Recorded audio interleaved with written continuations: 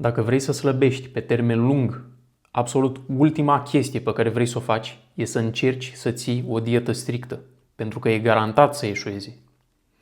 Nu mi-a plăcut niciodată cuvântul ăsta și n-am ținut în viața mea o dietă, cu toate că am niște rezultate bunicele, zic eu.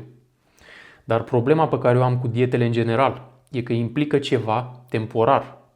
Implică să te forțezi să mănânci ceva ce tu de fapt nu vrei să mănânci, doar ca să încerci să schimbi puțin numărul de pe cântar.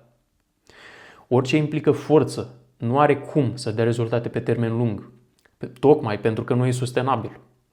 O să dea poate niște rezultate mediocre și pe termen scurt, dar de îndată ce termini cu dieta aia temporară, o să pui la loc absolut tot ce ai dat jos.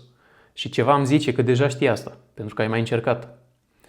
Deci problema n-a fost niciodată una de voință sau de disciplină. Problema este că încerci să aplici o strategie care n-avea cum să dea rezultate decât pe termen scurt.